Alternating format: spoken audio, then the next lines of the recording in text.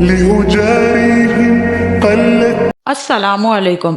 رمضان المبارک میں یہ 4 کام آپ ضرور کریں، کیونکہ رسول اللہ صلی اللہ علیہ وآلہ وسلم اپنے صحابہ کو بطور خاص ترغیب فرمائی کہ رمضان المبارک میں یہ 4 کام کثرت سے کریں۔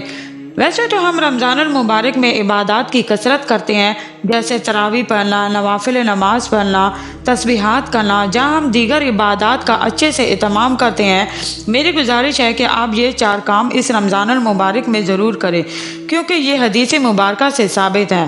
حضرت سلمان فارسی رضی اللہ عنہ فرماتے ہیں، حدیث پاک کا مفہوم ہے، رسول اللہ صلی اللہ علیہ وآلہ وسلم نے ارشاد فرمایا، رمضان المبارک میں ان 4 کاموں کی کثرت کیا کرو۔ ان میں سے 2 کام ایسے ہیں جو اللہ کی رضا کے لیے ہیں، اور 2 کام ایسے ہیں جن سے تمہیں چارہ کار نہیں۔ 2 کام جو اللہ کو راضی کرنے کے لیے ہیں۔ نمبر 1، کلمہ طیبہ کی کثرت کرنا، یہ افضل ذکر بھی ہے۔ نمبر 2، استغفار کی کثرت کرنا، چلتے پھرتے استغفار کی کثرت کرنی چاہیے۔ 2 وہ کام جن سے تمہیں چارہ کار نہیں۔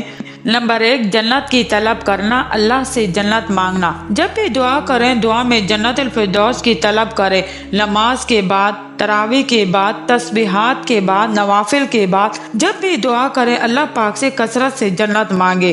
نمبر 2، اللہ رب العالمین سے جہنم کی آگ سے آزادی مانگے، یعنی آپ اپنے ہر دعا میں جہنم کی آگ سے نجات مانگے اور جنت کی طلب کریں۔